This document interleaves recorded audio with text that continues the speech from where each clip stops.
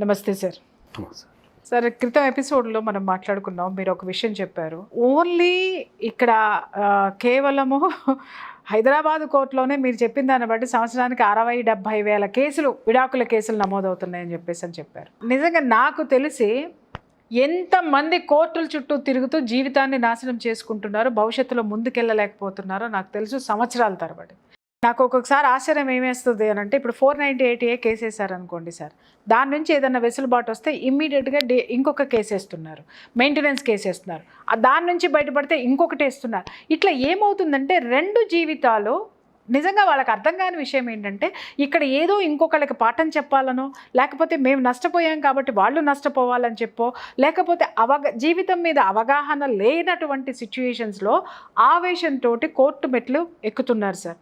నిజంగా కోర్టులను తిట్టుకుంటాం మనం. ఏమని అంటే, అరే కోర్టులు ఎందుకు ఇంత నడుస్తున్నాయని. సార్, మీరు చెప్పినట్టు ఒక హైదరాబాద్ కోర్టులోనే 70-80 వేల కేసులు ఉంటే ఎంతమంది జడ్జిలు ఉన్నారు, ఎంత టైం ఉంది, కోర్టు టైం ఎంత, వీళ్ళని ఎప్పుడు వాళ్ళు క్రాస్ ఎగ్జామిన్ చేయాలి, ఎప్పుడు కౌన్సిలింగ్స్ ఇవ్వాలి, ఎప్పుడు ఒక మెట్టుకు భయపడాలి. సార్, ఈ సిచ్యుయేషన్ని అసలు ఎట్లా, ఈ కోర్టు మెట్లు ఎక్కకుండా నేను అనేది, కోర్టు జోలికి పోవద్దు సార్. విడిపోతారో కలిసి ఉంటారో.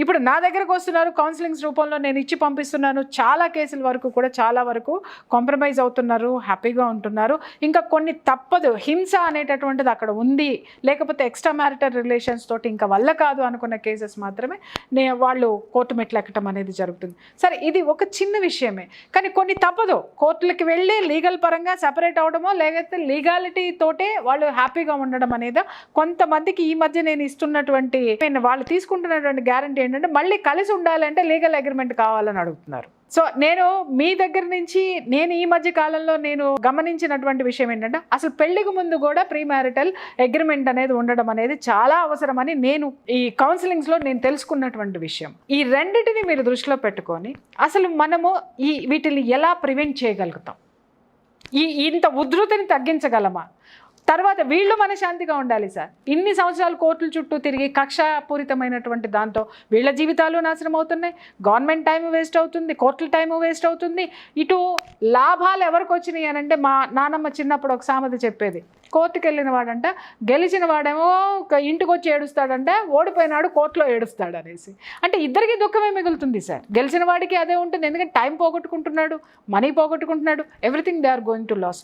దీనికి ఏంటి పరిష్కారం? మనకు జనరల్గా ఎప్పుడైనా ఏమవుతుందంటే, మనకు ఇప్పుడు నేను మ్యాట్రిమోనియల్ ఇష్యూస్లో చాలా కేసులు చూస్తుంటా కాబట్టి రెగ్యులర్గా నేను రోజుకి నా దగ్గరికి ఒక కొత్త 10 కేసులు వస్తుంటాయి. యాజ్ పర్ మై అనాలిసిస్ ఏంటంటే, నా దగ్గరకు వచ్చే కేసులు నేను అనలైజ్ చేసుకుంటే, మ్యారేజ్ అయిన 80% ఆఫ్ ద కేసెస్ అడ్వకేట్ని టచ్ చేస్తున్నారు. ఓకే, అడ్వకేట్ 100% టచ్ చేస్తున్నారు. Either of the any issue, అది మనీ ఇష్యూ కావచ్చు, అట్లా కంపల్సరీ అది విత్ ఇన్ 1 yearలో. అది కేసు నా దగ్గర 3 నెలలకి 2 నెలలుగా వస్తున్నాయి. పెళ్ళైన రోజు కూడా వస్తున్నారు కట్టుబట్టలతోని, పెళ్ళైన రోజు కట్టుబట్టలతో వస్తారు. ఇంకా అది నేను ఇంకా చూడలేదు, నేను చూసిన, కొట్టుకురాని చూసిన వాళ్ళు కూడా చూసిన. కాబట్టి ఇప్పుడు ఏమవుతుందంటే, మనం అందరికీ నేను ఒక సమాజంలో ఉన్న రోజు కొన్ని 100 మందితో 1000 మందితో ఇంటరాక్ట్ అవుతుంటా కాబట్టి, ఒక కుటుంబ వ్యవస్థ నుంచి వచ్చినాం కాబట్టి, ఈ సమాజం ఫస్ట్ బతకాలంటే కుటుంబ వ్యవస్థ ఉండాలి. ఎవరికాలు ఇండివిజువల్ బతకడానికి లేదు, ఒక ఫార్మాట్ ఉండదు దీనికి. సమాజం బతకడానికి ఒక ఫార్మాట్ సార్. నాది కూడా అదే సార్, కుటుంబ వ్యవస్థ తెలుసుకోవాలి. ఎప్పుడైతే కుటుంబ వ్యవస్థ స్ట్రాంగ్ ఉంటుందో మనిషి స్ట్రాంగ్ అవుతాడు, కష్టాన్ని ఎదుర్కోగలుగుతాడు, మంచి వాతావరణం క్రియేట్ అవుతుంది, మంచి దేశం క్రియేట్ అవుతుంది. అది నా సిద్ధాంతం జనరల్గా. సో ఇప్పుడు మనం ఎవరైనా కూడా మనం చెప్పేది ఏంటంటే, డైవర్స్ రేషియో అనేది విపరీతంగా పెరిగిపోతున్నది. విపరీతంగా పెరిగిపోయినప్పుడు ఏమవుతున్నది, ఇదంతా ఎక్కడ పడుతున్నది, కోర్టు మీద బర్డెన్ పడుతున్నది. కోర్టులో అక్కడ ఉన్న జడ్జెస్కి వాళ్ళు పాపం తెల్లవాళ్ళు కష్టపడుతున్నారు కేసుల గురించి. వాళ్ళు కూడా అన్ని కేసులు వస్తే వాళ్ళు మాత్రం ఓవర్ బర్డెన్ కేసులు ఏదే చేయగలుగుతారు. Exactly sir. అడ్వకేట్ల మాకు కూడా ఓవర్ బర్డెనే ఉంటున్నది. మేము కొన్ని సందర్భాల్లో అసలు కేసు తీసుకోను అన్నా కూడా ఆ 2-3 రోజులు ఆఫీసులో కూర్చొని ఆ ఫీజు ఇచ్చిపోతున్నాడు తప్ప వద్దు అనటం లేదు. సో ఇవన్నీ చూసిన తర్వాత మనకి ఏమైంది అంటే, ఇప్పుడు మీరు ఇంతకుముందు ఒక మాట ఏం చెప్పారంటే, కొట్లాడుకున్న తర్వాత, భార్యాభర్తలు కొట్లాడుకున్న తర్వాత మళ్ళీ కలిసి ఉండడానికి అగ్రిమెంట్ చేసుకుంటున్నారు. అది చాలా సందర్భాల్లో జరిగేదే. అది ఒక అత్యున్నత ఢిల్లీ నుంచి మనం చేస్తే ఒక గ్రామం వరకు కూడా ఉన్నది సార్. ఇద్దరు మధ్యలో ఏం చేస్తారంటే గొడవలు అయిన తర్వాత నువ్వు ఇట్లా చేయొద్దు, నువ్వు ఇట్లా చేయొద్దు చేయొద్దు, అని. పైసలు ఇట్లా ఖర్చు పెట్టాలా, ఇంత దాయాలా, పిల్లలు అట్లాంటి అగ్రిమెంట్ రాస్తున్నారు అవి. అవును. అట్లాంటి అగ్రిమెంట్ రాసినప్పుడు అది ఎంతవరకు వ్యాలిడిటీ ఉంటుంది అనేది ఒక క్వశ్చన్. ఎస్. జనరల్గా అట్లాంటి అగ్రిమెంట్లకు ఇప్పుడు జనరల్గా ఒక అగ్రిమెంట్ మనం రాసినాం అనుకుందాం సపోజ్ ఎక్కడన్నా, అది కనుక మనం ఫుల్ఫిల్ చేయకపోతే దాని మీద కోర్టుకి వెళ్ళే అధికారం లేదు.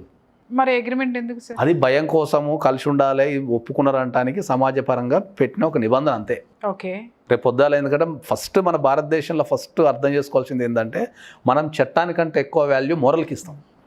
చట్టానికి ఏం మనం చట్టం లాస్ట్ ఉంటుంది, అందుకే ఈ గొడవ. ఫస్ట్ చట్టాన్ని తీసుకొని లాస్ట్లో కూడా వేస్తారు, అన్నీ అయిపోయి భయం కదా సార్. ఇప్పుడు కోర్టుకి వెళ్ళడం అంటే పరువు పోయినట్టే కదా.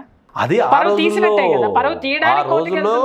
ఆ రోజుల్లో తప్పు చేసినోడే కోర్టుకు వెళ్తారనే నానుడి ఉండే. కాబట్టి ఇప్పుడు అది లేదు. ఇప్పుడు చట్టం అనేది, పోలీస్ వ్యవస్థ అనేది మన జీవితంలో భాగం అయిపోయింది. మైగ్రేషన్ పెరిగింది, టెక్నాలజీ పెరిగింది, అవసరాలు పెరిగినాయి, అన్నీ పెరిగిపోయినాయి. ఎంత పెద్దలైనా ఇప్పుడు వెళ్తున్నారు కోర్టుకి వెళ్ళడం అనేది నామోషం కాదు. నీ రైట్ని నువ్వు ఎక్సర్సైజ్ చేసుకుంటున్నావు అంతే. వెళ్ళి దాన్ని నామోషం ఎందుకు ఫీల్ అవుతున్నాం? కాకపోతే ఇప్పుడు మనకి బర్డెన్ పెరిగిపోయింది, కోర్టుల మీద బర్డెన్ పెరిగిపోయింది. జడ్జెస్ వాళ్ళు చాలా హార్డ్ వర్క్ చేస్తున్నారు. అడ్వకేట్ కూడా. అందుకే చెప్తున్నా ఏంటంటే మనం దాని గురించి నేను చాలా ఆలోచించిన.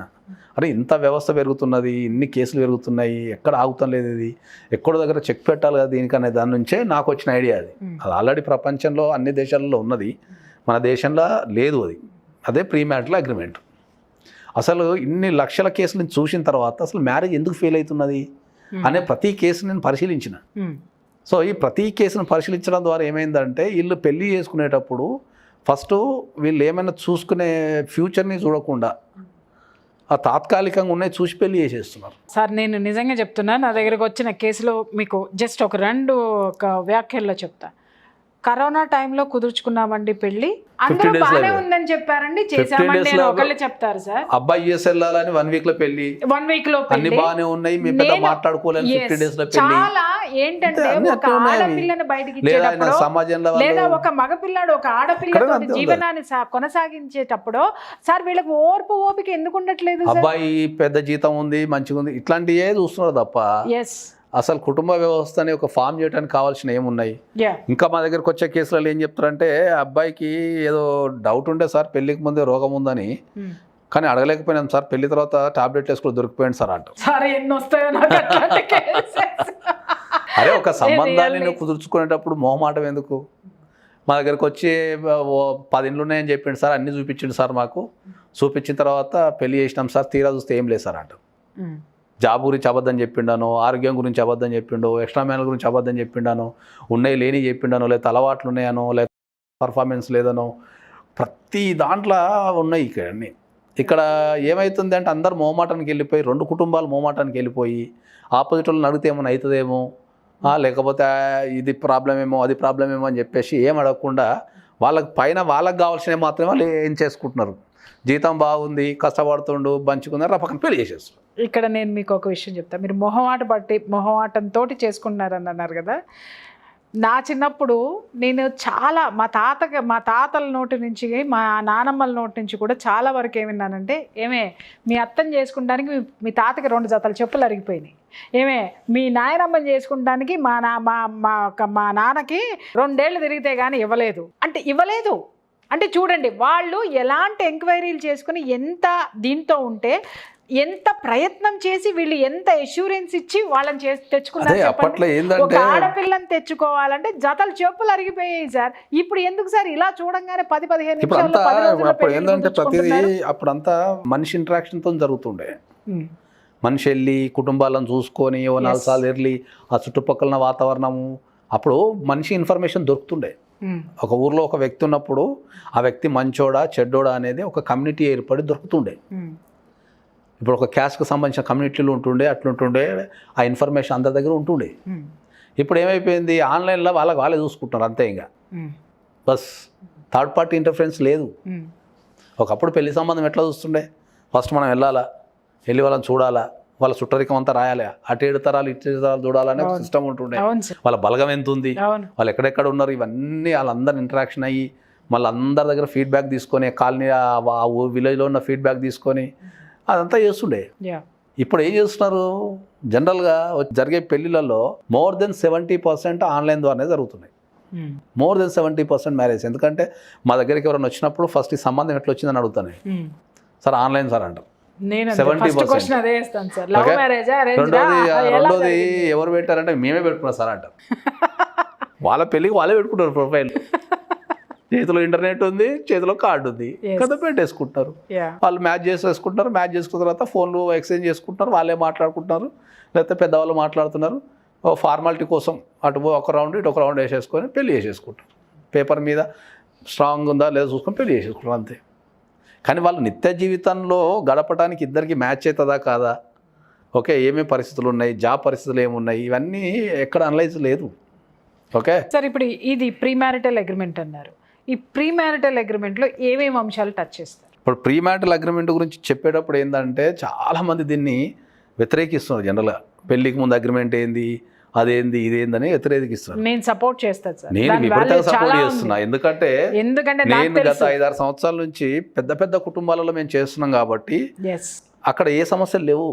మీరు ఎక్కడైనా చూడండి, సామాన్య వ్యక్తి కోర్టుకు వెళ్తాడు సార్. నేను సెలబ్రిటీస్ ఎప్పుడన్నా కోర్టు చుట్టూ తిరిగా మీరు ఎప్పుడైనా మీ లైఫ్లో చూసారా? లేదు ఇండియాలో లేదు సార్. అందరికీ పజిల్లో ఏంటంటే వార్త మాత్రమే బయటకు వస్తుంది తప్ప వాళ్ళలో ఇలాంటి గొడవలు సంవత్సరాల తరబడి కోర్టు తిరగడాలు, ఆరోపణలు ఏమీ ఉండవు. ఎక్కడ ఉండవు. జస్ట్ ఒక సింపుల్ గా మీరు ఏ కేసు చూడండి, మీరు హృతిక్ రోషన్ కేసు చూడండి, అమీర్ ఖాన్ కేసు చూడండి, లేటెస్ట్గా మన సమంత అండ్ నాగా చైతన్య కేసు చూడండి. వీళ్ళు ఎప్పుడన్నా వీళ్ళకేం సపరేట్ కోర్టులే ఉండవు. వీళ్ళు ఎక్కడ పక్కన కోర్టుకే రావాలా అంతే సార్. వాళ్ళని ఎప్పుడన్నా మీరు కోర్టులలో చూసారా? లేదు. ఎందుకు మరి? వాళ్ళ కెరియర్లు, వాళ్ళ లైఫ్ స్టైల్ వాళ్ళంతా బాగానే ఉంది. ఎందుకు మరి వాళ్ళు కోట్ల చుట్టూ తిరిగి టైం కానీ లేకపోతే ఎందుకు చేసుకోవటం లేదు? ఈ కల్చరు పెద్ద కుటుంబాలలో ఎప్పటి నుంచో ఉంది.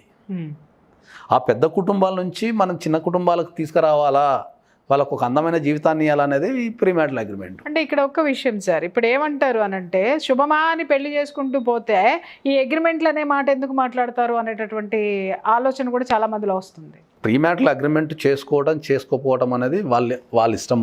దానిపైన మనం ఏం కామెంట్ చేయం. ఎందుకంటే ప్రాబ్లమ్స్ని మనం కొన్ని లక్షల ప్రాబ్లమ్స్ని ఇప్పుడు జీవితంలో నాకు ఎంత బాధ అనిపిస్తుంటుంది అంటే, ఒక వ్యక్తి నాకు తెలిసి నేను అనలైజ్ చేసుకున్న ప్రకారం ఆడ కానీ మగ కానీ ఇప్పుడున్న సిచ్యువేషన్లో 25 వరకు వీళ్ళు చదువుకుంటారు. జనరల్గా 22, 23 వరకు చదువుకోవడం అనేది జరుగుతుంది. అప్పుడు ఈ పెళ్ళి బాధ్యతలు ఏమి ఉండవు. ఫాదర్ మీనో మదర్ మీనో కుటుంబం మీనో ఆధారపడి వాళ్ళు చదువుకుంటారు, హ్యాపీ లైఫ్ గడిపేస్తారు. ఎప్పుడైతే కెరియర్ స్టార్ట్ అవుతుందో అప్పుడే పెళ్ళి కూడా స్టార్ట్ అయిపోతుంది. ఓకే, 25 నుంచి 35 మధ్యలో ఎవడైతే మంచి జీవితాన్ని గడుపుతాడో, ఏ వ్యక్తి అయితే ఆడగానే 25 నుంచి 35 మధ్యలో. ఎందుకంటే కొందరు పెళ్లి 30 చేసుకుంటారు, కొందరు పెళ్లి 25 చేసుకుంటారు. కాబట్టి నేను కొన్ని లక్షల కేసుల్ని పరిశీలించిన తర్వాత నాకు అర్థమైంది ఏంటంటే, ఎవరైతే 25 నుంచి 35 మధ్యలో ప్రశాంతమైన ఫ్యామిలీ జీవితాన్ని గడుపుతారో మిగతా లైఫ్ అంతా వాళ్ళు ఎంజాయ్ చేసేస్తారు. ఇది వాస్తవం అండి. ఎవరైతే 25 నుంచి 35 మధ్యలో కోర్టు చుట్టూరు ఫ్యామిలీ కేసుల గురించి తిరుగుతారో వాళ్ళ లైఫ్ అంతా ఇక కోర్టు చుట్టూ తిరగడం. ఇప్పుడు ఏమైందంటే కోర్టులో వీళ్ళకి అర్థం కాని విషయం ఏంటంటే, కోర్టులో మనం ఒక కేసు వేసిన తర్వాత ఆరోపణలన్నీ రాయాల్సి వస్తుంది, నిజాలన్నీ రాయాల్సి వస్తుంది. రాసిన తర్వాత సరే కష్టమో సుఖమో పడతాం, అది ఏదో రకంగా ఒక డైవర్స్ ఇప్పించేస్తాం. మళ్ళీ రెండో పెళ్ళికి వెళ్తారు వీళ్ళు. అవును సార్. రెండో పెళ్ళికి వెళ్ళినప్పుడు మళ్ళీ అక్కడ కాన్ఫ్లిక్ట్ ఏంటంటే, డైవర్స్ అని వీడు చెప్తాడు, డైవర్స్ అని వాళ్ళు చెప్తారు, ఏదో చెప్తారు. వీళ్ళు పేపర్లు చెక్ చేసుకోరు, ఏం చెక్ చేసుకోరు. అయిపోయిందా మళ్ళీ పెళ్లి చేసుకుంటారు. మళ్ళీ ఎప్పుడైతే ఇలా మళ్ళీ పెళ్లి చేసుకున్న తర్వాత ఏంటంటే, ఇక్కడ కామన్ లాజిక్ ఏంటంటే, నువ్వు ఎవరిని చేసుకున్నా ఈ భూగోళం మీద ఏ మనిషికైనా చిన్నపాటి గొడవ అయితే అవుతుంది. గొడవలు కాకుండా చిన్నపాటి వాద్గాదం లేకుండా ఎక్కడ కూడా కాపాడు చేయవు, అసంభవం. అదేమని చెప్పినట్టు అది అబద్ధం. అది హ్యూమన్ టెండెన్సీ. అది గొడవ అయినప్పుడు ఏం చేస్తారు, కథ అగో నీ ఫస్ట్ డైవర్స్, నువ్వు ఫస్ట్ పెన్లాన్ని అట్లా చేసినావు కాబట్టి నీకు డైవర్స్ అనేది మళ్ళీ రెండు అప్పుడు ఇస్తారు డైవర్స్ పేపర్లు. ఓహో నువ్వు ఫస్ట్ పెన్లాన్ని అట్లా చేసినావా, ఓహో ఫస్ట్ మూన్ అట్లా చేసినావా అని దీన్ని అడ్డం పెట్టుకొని ఇది కూడా ఖరాబ్ చేసేసుకుంటాం. మళ్ళీ అగైన్ మన దగ్గరికి. ఇప్పుడు మా ఆఫీస్లో లేటెస్ట్ ట్రెండ్ ఏంటంటే, ఫస్ట్ డైవర్స్ అయిపోయి సెకండ్ డైవర్స్కి వస్తారు, రాలే మళ్ళీ సెకండ్ డైవర్స్ సేమ్ క్లయింట్స్. కాబట్టి అందుకే మన అందరికి చెప్పేది ఏంది, ప్రీ మ్యారిటల్ అగ్రిమెంట్ అనేది ఒకవేళ మీకు ఇంట్రెస్ట్ లేకున్నా ప్రీ మ్యారిటల్ కౌన్సిలింగ్ అనేది మాత్రం కంపల్సరీ తీసుకోవాలి. ప్రీ మ్యారిటల్ కౌన్సిలింగ్ అయితే 100% తీసుకోవాలా. కౌన్సిలింగ్ కాదు సార్, ఇప్పుడు మీరు ఒక మాట అన్నారు చూసారా, నాకు లాజిక్ అర్థమైంది ఏంటంటే, ప్రీ మ్యారిటల్ అగ్రిమెంట్ తీసుకోవడం వల్ల దాంట్లో క్లారిటీ ఉంటుంది సార్. ఆ తర్వాత సరిపడట్లేదు కాబట్టి డివోర్స్ తీసుకుంటున్నాం అనేది ఒక మాటతోటి మ్యూచువల్ తోటి అయిపోతుంది. తర్వాత ప్రమాదం రాదు. ఇప్పుడు మీరు చెప్పినట్టు అదే కనుక ప్రీమారిటల్ అగ్రిమెంట్ లేకుండా లేదు ఏమీ లేకుండా కోర్టుకి ఎక్కితే మీరు అన్నట్టు క్లాజులు అన్నీ రాస్తారు. తెడుతో కొట్టిందనో లేకపోతే ఇంకోటి కొట్టిందనో లేకపోతే అతని తరపు నుంచి ఎక్స్ట్రా మ్యారిటల్ రిలేషన్స్ ఉన్నాయని ఇవన్నీ బయటికి తీసిన తర్వాత మళ్ళీ సెకండ్ మ్యారేజ్ మీద ఎఫెక్ట్ పడుతుంటే నా గర్కా నా ఘాట్కా అక్కడ కరెక్ట్ చెప్పాలంటే ఏంటంటే ప్రీమారిటల్ కౌన్సిలింగ్ అనేది కరోనా నుంచి తెల్లవారులు మాస్క్ పెట్టుకొని తెల్లవారులు చేతులు అడుక్కుంటూ ఉండేదాన్ని మనం కౌన్సిలింగ్ అంటాం. అంటే ప్రికాషన్, వీళ్ళకి తెలుసు ఏదో ఒక ఉపద్రవం వస్తుంది కానీ దాని నుంచి మనం ప్రికాషన్ తీసుకుంటారు. అగ్రిమెంట్ అంటే నువ్వు డైరెక్ట్ వ్యాక్సిన్ తీసుకున్నట్టు అన్నట్టు ఓకే అట్లా. నేను అట్లీస్ట్ అంటే ఏంటంటే మీకేమన్నా ఇబ్బందులు ఉన్నా కూడా ప్రీమారిటల్ అగ్రిమెంట్ వద్దు, మనకు కొద్దిగా సెంటిమెంట్ దేశం కాబట్టి అనుకున్నప్పుడు ప్రీమారిటల్ కౌన్సిలింగ్ అనేది 100% తీసుకోవాలా. ప్రతి కుటుంబంలో ఏం సమస్యలు వస్తాయి అనేది మనకు ఎక్కువ కేసులు, మన సుప్రీంకోర్టు చాలా స్పష్టంగా చెప్పింది ఏంది, మన దేశంలో డౌరీ కేసులలో 70% of the dowry cases are false cases. 70% dowry cases అనేది ఆవేశంతోనో అవగాహన లేకుండానో సతాయించాలనో కక్ష సాధింపు చర్యనో ఏదో రకంగా పెట్టే కేసులే, ఇన్ఫ్లుయెన్స్ ఏదో చేసి పెట్టే కేసులే తప్ప నిజంగా ఉమెన్కి ఇప్పుడున్న సిచ్యువేషన్లో జరిగే హరాస్మెంట్ అనేది లేదు అనేది చెప్తున్నారు. ఎందుకంటే నా దగ్గరకు వచ్చే దాంట్లో ఏమవుతున్నది, ఇప్పుడు ఒక్క క్రిమినల్ కేసు పడటం వల్ల వాళ్ళ లైఫ్ అంతా స్ట్రక్ అయిపోతున్నది. అది పాస్పోర్ట్ ప్రాబ్లము, కెరియర్ ప్రాబ్లం, ఇప్పుడు ప్రతి దాంట్లో మీకు బ్యాక్గ్రౌండ్ వెరిఫికేషన్ ఉన్నది. బ్యాక్గ్రౌండ్ వెరిఫికేషన్ క్రిమినల్ కేసు ఉంటే ఎక్స్ప్లెనేషన్ ఇవ్వాలా, జాబ్లు ఇస్తలేరు. ఒకవేళ వాడు అమెరికా వెళ్ళాలా లేకపోతే వేరే కంట్రీకి వెళ్ళాలా అంటే పాస్పోర్ట్ తీసుకోవాలా. పాస్పోర్ట్లో కూడా మళ్ళీ వెరిఫికేషన్ అయింది, వీని క్రిమినల్ కేసు మళ్ళీ అది ఉంటే మళ్ళీ లోయర్ కోర్టుకి వెళ్ళి పర్మిషన్ తీసుకోవాలి. ఫుల్ పర్మిషన్ 10 years పాస్పోర్ట్ ఇవ్వడు. కేసు పెండింగ్ ఉంది, నీకు 10 years ఇస్తాను, పారిపోతే ఎట్లా 2 సంవత్సరాల పాస్పోర్ట్ ఇస్తాడు. ఇట్లా చాలా లీగల్ కాంప్లికేషన్స్ ఉన్నాయి. ఇప్పుడు మీరు చెప్తున్నారు కదా ఇవన్నీ పర్సూ చేసి చూస్తే అసలు అగ్రిమెంట్ అనేది ది బెస్ట్ కదా సార్. మనం అదే చెప్తున్నాం, అగ్రిమెంట్లో మనం క్లాజెస్ రాస్తాము సార్. ఇప్పుడు ఎందుకంటే మీరు అన్నారు సెంటిమెంట్ డౌరీ క్లాజెస్ రాస్తాము, డౌరీ సెంటిమెంట్ దేశంలో డివోర్స్ ఉండకూడదు కదా, ఉంటున్నప్పుడు why don't they go for agreement? ప్రపంచంలో అన్ని మారుతున్నాయి. ఎగ్జాక్ట్లీ, అన్ని మారినప్పుడు వాటితో పాటు మనం కూడా కంపల్సరీ మారాలి. ప్రొటెక్షన్ సార్, ఇది ప్రొటెక్షన్. టీవీలు మారినాయి, మొబైల్స్ మారినాయి, ఎక్కడో కూర్చొని మాట్లాడుతున్నాము, అన్నీ మారుతున్నాయి దేశంలో. కల్చర్ మారింది, అన్నీ మారుతున్నాయి. దీంట్లో మాటం తప్పేముంది. నువ్వు ఒక ఫ్యూచర్ని నువ్వు సెక్యూర్ చేసుకుంటున్నావు అంతే, ఎటువంటి లేకుండా. మనం దాంట్లో డౌరీ గురించి రాస్తాము, హెల్త్ గురించి రాస్తాము. కొందరికి మా దగ్గరికి వచ్చే ఎంత అంటే అసలు కేసులు కొన్ని చెప్తే అసలు పెళ్ళి అవుతుంది, మంచిగా లక్షలు పెట్టి 10 లక్షలు 20 లక్షలు 50 లక్షలు పెట్టి పెళ్ళిళ్ళు చేసుకుంటారు. మా దగ్గరకు వచ్చి అమ్మాయి ముట్టుకుంటే బిగుసిపోతుంది సార్, అసలు 2 సంవత్సరాలు పరకు ముట్టుకోలే అని చెప్తుంటారు. నా దగ్గర చాలా వస్తాయి సార్ కేసెస్ అన్ని. కొంత సందర్భాలలో అబ్బాయి పర్ఫార్మెన్స్ లేదని వస్తుంటారు. సార్ ఈ కేసెస్ నేను మీతో ఫర్దర్ ఎపిసోడ్స్ లో నేను డిస్కస్ చేస్తాను. కాబట్టి అన్నిటికీ పరిష్కారం ఏంటంటే మనం ప్రీమారిటల్ కౌన్సిలింగ్ అగ్రిమెంట్ అనేది కనుక చేసుకుంటే, ఐదర్ కౌన్సిలింగ్ ఆర్ అగ్రిమెంట్ ఇది కనుక చేసుకుంటే మీ మ్యాట్రిమోనియల్ జీవితం చాలా బ్యూటిఫుల్ ఉంటుంది. కౌన్సిలింగ్ తీసుకున్నా కానీ తర్వాత బుర్ర వాళ్ళు వదిలేస్తారు. నేను నాకున్న ఎక్స్పీరియన్స్ తోటి, ఎందుకంటే నేను ఇస్తున్నాను కాబట్టి, నేను సంవత్సరం కిందట ప్రీమారిటల్ కౌన్సిలింగ్ ఇచ్చిన వాళ్ళు మళ్ళీ నాకు ఇప్పుడు మళ్ళీ నా దగ్గరికి వస్తున్నారు, మా ఇద్దరికి పడట్లేదు అని. అదేంటమ్మా అప్పుడు ఆల్రెడీ చెప్పాను కదా అని నేను ఒక మాట నేను అన్నాను అనుకోండి, అది అప్పుడే. అదే మీరు అన్నట్టు పేపర్ మీద ఉందనుకోండి సార్, ఆ పేపర్ మీద ఉన్నదానికి మనం చెప్పిన దానికి పేపర్ మీద ఉన్నదానికి అథెంటిక్గా వాళ్ళు ఇంకా కొంచెం జాగ్రత్తగా ఉండేటువంటి అవకాశాలు ఉంటాయి అనేది నా విశ్వాసం, నేను పర్సూ చేసినటువంటి కేసెస్ని బట్టి. So thank you so much sir. మనం చాలా విషయాలు నిజంగా ప్రేక్షకులందరికీ తెలుసుకునే అవకాశం వచ్చింది. ఇంకా ఫర్దర్గా నా దగ్గరికి వచ్చే కేసెస్ నుంచి ఎలా బయటపడాలి, ప్రీమారిటల్ అగ్రిమెంట్ గురించి, వాటి గురించి ఫర్దర్గా తెలుసుకుందాం. Thank you so much. Suman టీవీలో మీ పర్సనల్ అండ్ బిజినెస్ ప్రమోషన్స్ కోసం కింది నెంబర్కి కాంటాక్ట్ చేయండి.